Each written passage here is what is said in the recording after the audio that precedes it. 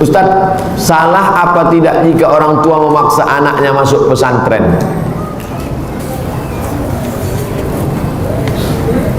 Anak-anak ini ada hak pada orang tua. Kullukum ra'in, setiap bapak ibu pemimpin rumah tangga. Wa kullukum mas'ulun an ra'iyati. Setiap bapak ibu akan dituntut di hadapan Allah tentang tanggung jawab. Di antara tanggung jawab adalah pendidikan. Jadi ibu memaksa anak masuk pesantren ini pendidikan. Tapi caranya tak bisa main paksa begitu.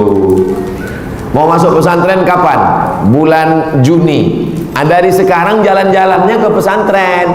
Hari Sabtu, hari Ahad jalan-jalan ke pesantren, kenalkan sama pesantren, tunjukkan kawan-kawan pesantren, sampai dia sendiri terbuka hatinya. Sampai akhirnya dia minta, mama aku pesantren aja lah. Jangan dari sekarang dibawa ke mall.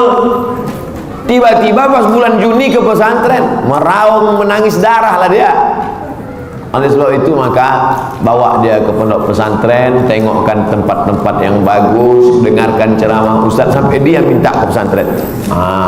Ini yang baik, metode cara. Tidak memaksa. Ibu yang masukkan anak pesantren itu tidak termasuk memaksa, karena ibu bapak mau menyelamatkan dia dari narkoba, menyelamatkan dia dari LGBT, menyelamatkan dia dari aliran sesat, dari komunis, dari murtad. Tak ada yang bisa mengontrol anak-anak ini sekarang. Ujung tombak pendidikan adalah pesantren, titik. Siapapun tak bisa mengendalikan sekarang kecuali pesantren.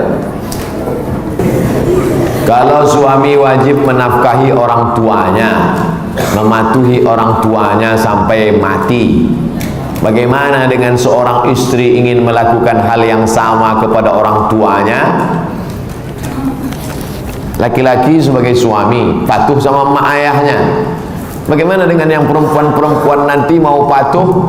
Pas dia mau patuh, bang, aku ke rumah mak sebentar ya bang, mak sakit. Kau sayang sama makmu apa sama aku? Bang, aku bawakan lontong ke rumah mak sebentar ya. Surgamu di bawah tapak kakiku. Biarkan mak kau mati ngap-ngap bau di sana. Kenapa bisa begini? Gara-gara dapat suami Fir'aun.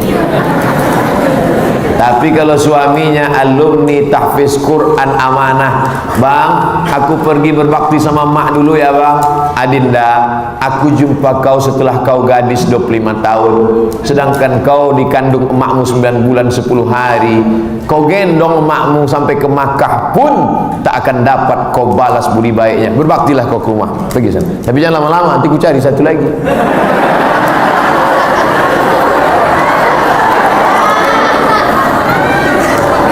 Itulah makanya carilah calon menantu fit and proper test, yang hafal Quran, yang pesantren, yang baik-baik. Makanya nanti kalian udah di endorse nih udah.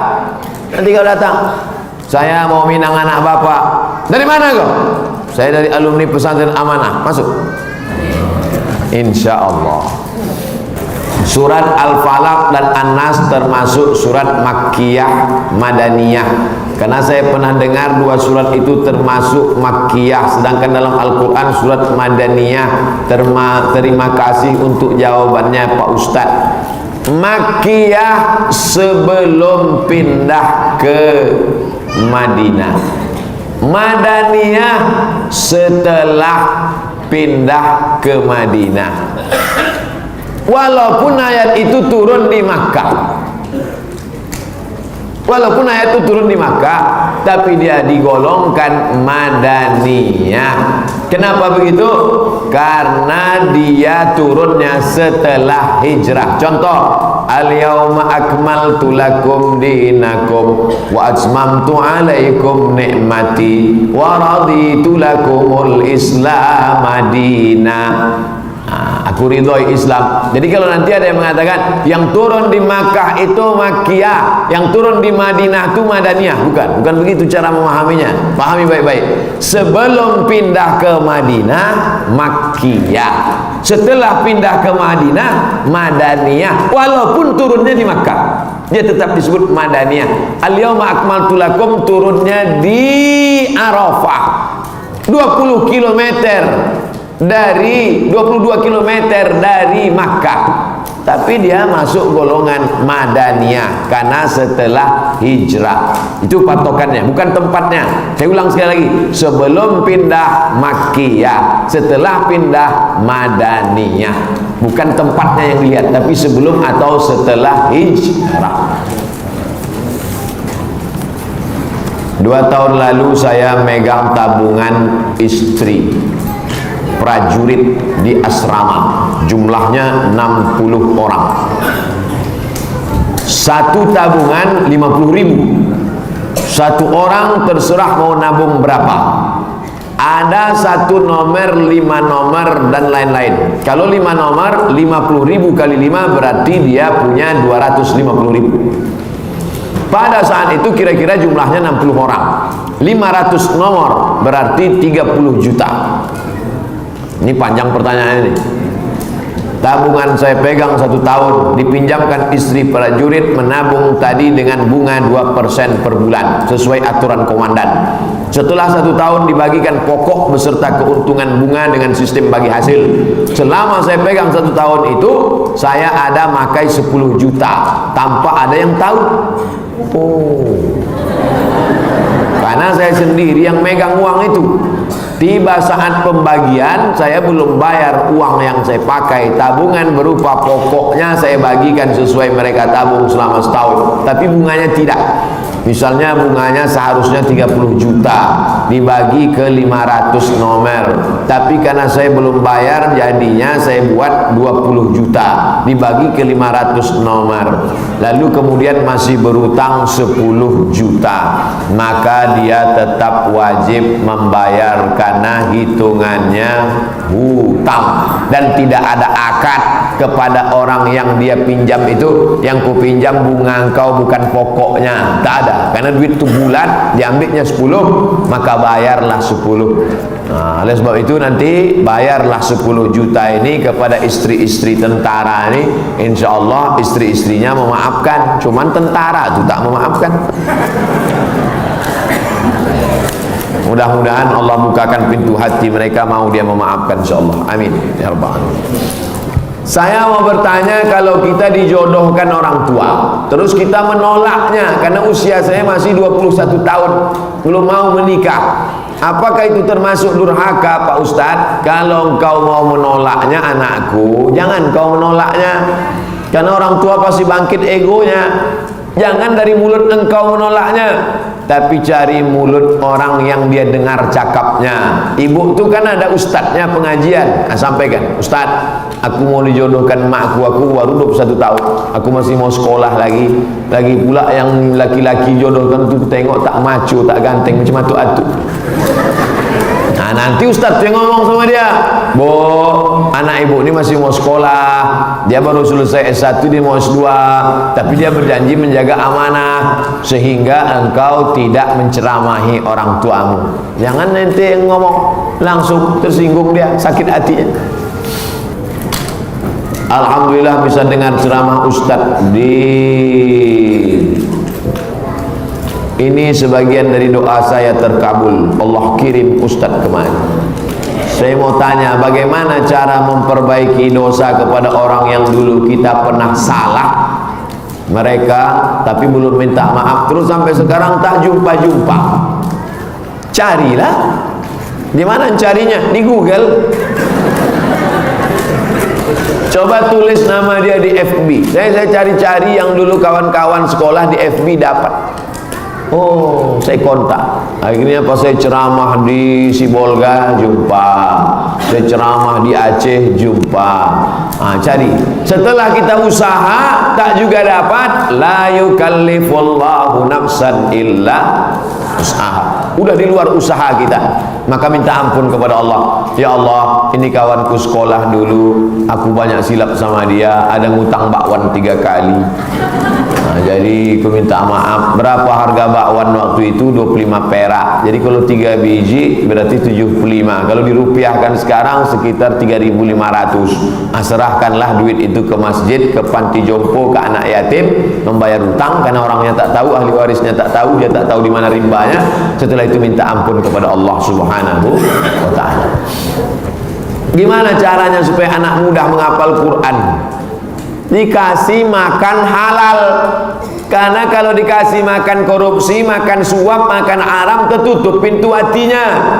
Duit riba menutup pintu hati. Jangan kasih anak cucu makan haram, doa tak dikabulkan. Rajulun as'as, ada orang rambutnya berdebu, akbar kusut, yamuddu yadayhi ila sama, diangkatnya tangannya ke langit, ya Allah, ya Allah, doanya tak dikabulkan karena makan haram. Duit-duit haram jangan ambil. Buya Yahya tidak mau menerima uang subhat untuk pondok pesantren tahfiz, takut dia anak-anak itu tertutup pintu hatinya gara-gara makan haram. Yang kedua, doakan tiap malam solat tahajud ibu di sujud terakhir, ya Allah bukakan pintu hati anakku, ya Allah mudahkan dia menghafal Quran, ya Allah bacakan untuk kemudahan anakku ini Al-Fatihah, bacakan Al-Fatihah berbolak-balik, memudahkan anak supaya terbuka pintu hati. Bagaimana dalam pandangan Islam kalau kita membayar hutang keluarga yang benar-benar sudah tak mampu? Apa itu menjadi pahala untuk membantunya Pak Ustaz? Man yassara an mu'sirin, siapa yang memudahkan kesulitan orang Islam, yassarallahu anhu yaumal qiyamah, dimudahkan Allah kesulitan-kesulitan dia pada hari kiamat.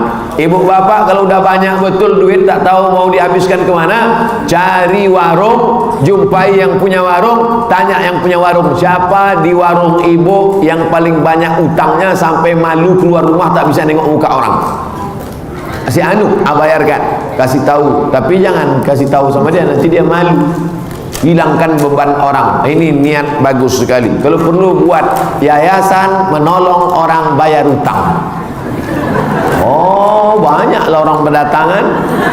Karena sekarang orang semuanya di rumahnya itu utang. Mobil utang, motor utang, rumah utang, panci utang, rice cooker utang. Satu-satunya yang lunas bininya.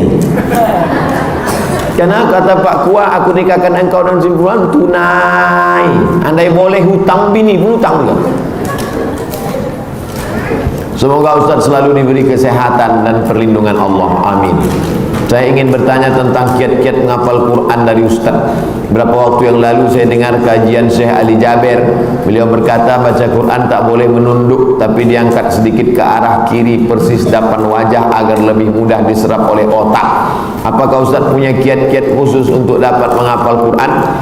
Dulu saya kuliah di Al-Azhar Mesir 4 tahun. 1 tahun 2 juz. 2 juz, 2 juz, 2 juz. Habis sholat subuh dihafal 1 halaman. Habis sholat subuh dihafal 1 halaman. Setelah dihafal dibaca dalam sholat sunat. Qobliyah zuhur, ba'diyah zuhur, sholat duha, qobliyah asar, sholat asar, qobliyah maghrib, ba'diyah maghrib, qobliyah isya, ba'diyah isya, sholat tahajud. Waktu sholat sunat itu dibaca, diulang-ulang balik. Setelah dibaca ditulis di kertas. Innallaha la yastahi ayyadriba mathalan ma ba'udatan fama fawqaha. Karena menulis sekali sama dengan mengulang mulut 10 kali. Otak kita ini menangkap macam garis-garis. Sekali ulang garis, garis, garis. 2 kali ulang agak panjang, agak panjang, agak panjang. 3 kali ulang. Maka sebenarnya kita tak pernah menghafal, tapi mengulang. Ada di antara bapak ibu yang pernah menghafal Al-Fatihah. Ada menghafal Al-Fatihah. Kenapa kita bisa hafal? Karena sering didengar, sering diulang, sering diulang. Makanya ibu-ibu yang sering sambil masak, sambil menggosok, sambil mencuci, baca ayat-ayat pendek, anak yang dengar hafal. Anak umur 7 tahun sholat, mana-mana dia baca Quran. Umur 5 tahun sudah ngapal surat pendek karena emaknya alumni pondok tahfiz Quran amanah, sambil menggulai pun dia baca Quran. Bismillahirrahmanirrahim. Anaknya mendengar, anaknya ikut menghafal. Begitu metode yang diajarkan oleh para ulama-ulama. Ustaz, saya mau nanya, apabila kita kurban, ini sudah, Ibu Fulan dari Semayang, saya tak bisa puasa Ramadan 3 bulan, sakit keras, hamil, melahirkan. Saya bayar fidyah atau ganti? Kalau ibu sampai sekarang sakit tak sehat-sehat, maka bayar fidyah. Fidyatun ta'amu miskin. 1 hari bayar kasih makan fakir miskin 3 kali, makan pagi, makan siang, makan malam, 30 hari kasih. Kalau ibu sekarang sehat, anaknya sudah besar, maka bukan fidyah tapi qadha. Dalilnya, faman kana minkum maridan aw ala safarin, kalau kamu sakit tapi sehat lagi atau musafir, fa iddatum min ayyamin ukhar, ganti di hari yang lain, maka qadha. Tapi kalau ibu sakit terus tak sehat-sehat, kena diabetes mellitus akut atau jantung koroner akut atau penyakit mah akut, tak boleh puasa kata dokter, atau buah pinggangnya dicabut, nauzubillah, maka bayar fidyah karena tak mungkin puasa. Tapi kalau sehat bisa puasa, maka diqadha, diganti yang tinggal-tinggal dulu. 3 tahun tak puasa, 90 hari Pak Ustadz. Ibu yang punya utang 90 hari, setahun lunas. Senin Kamis, Senin Kamis, Senin Kamis, Senin Kamis, 10 bulan 80 hari. Potong Ramadan 11 bulan 88 hari, tambah 2 hari, setahun lunas 90 hari. Setiap satu anak ini ibu pasti puasanya tinggal 90 hari. Mengandung tahun pertama 30 hari, menyusukan 30 hari, menyusukan 2 tahun 30 hari. Satu anak, jangan kalian pikir kalian turun dari planet Mars. Kalian satu anak ini, mak kalian berutang 30 hari. Pas mau diganti, adik kalian pula menyusul. Bukan senang jadi perempuan. Jangan lawan mak, jangan pernah melawan mak. Berhasil kalian kaya, kalian gendong mak kalian dari Semayang sampai ke Makkah, balik lagi ke Medan, tak dapat menebus sekali dia menangis waktu darahnya menetes melahirkan. Kalau belum sanggup membahagiakan orang tua, jangan menyusahkan orang tua. Itu prinsip. Ustaz, saya mau tanya, apabila kita berkurban, tak boleh menerima pemberian kurban dari orang lain, apa hukumnya Pak Ustaz? Siapa bilang tak boleh? Saya berkurban, terus datang pula orang ngasih satu kupon, apa salah? Kambing 1 ekor dibagi 3, 1/3 untuk saya, 1/3 untuk kerabat tetangga, sahabat tetangga, 1/3 untuk fakir miskin. Tetangga saya sebelah ngasih 1 kupon, saya ambil. Tetangga depan ngasih 1 kupon, saya ambil. Tetangga ini ngasih 1 kupon, saya ambil. Tapi karena kita tak tamak, apa banyak-banyak, ambil 1 aja lah. Yang sisa ini cari pula orang susah, orang miskin yang tak pernah makan kambing. Nah, ini satu komplek orang-orang kaya, tak dibaginya keluar, sesama dia aja. Hari raya ketiga mati semua. Umat darah tinggi. Bagilah. Assalamualaikum Ustaz Somad. Waalaikumsalam. Ini ada 1 kupon untuk Ustaz. Aku udah ambil kemarin 1. Jadi ini Ustaz, kalian bagi, cari fakir miskin yang lain. Ini udah hari raya Idul Adha yang ke-7, dibuka kulkas masih tak bisa ditutup. Asal ditutup menyipak kaki kambing keluar. Ini tamak. Iyyakum wat-tam'a, jauhilah sifat tamak, jangan sampai kita tamak. Apa hukum anak belum akikah kalau berkurban? Anak saya 12 tahun sudah akil balik, tapi belum akikah. Ibu yang anak-anaknya ini belum akikah, akikahkan sekarang. Balik dari sini beli kambing 1,5 juta, akikah. Insya Allah saya bisa datang. Tak juga bisa.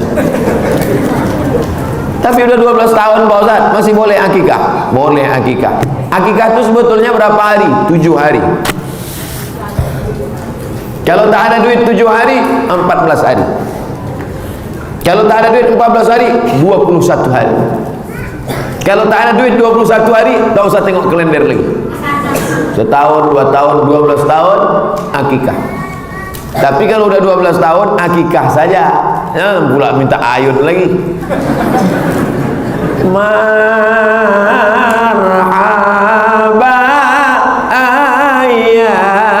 ayanon. Pas dibuka ayunan, anak tahfiz amanah.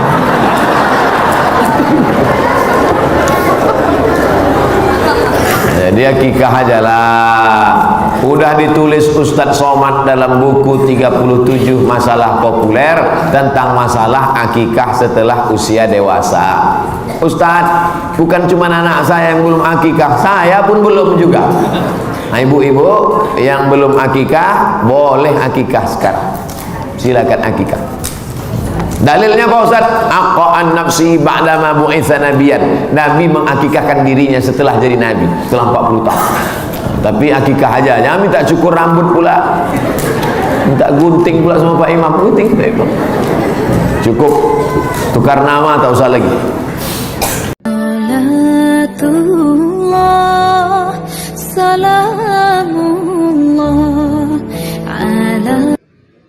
Assalamualaikum warahmatullahi wabarakatuh.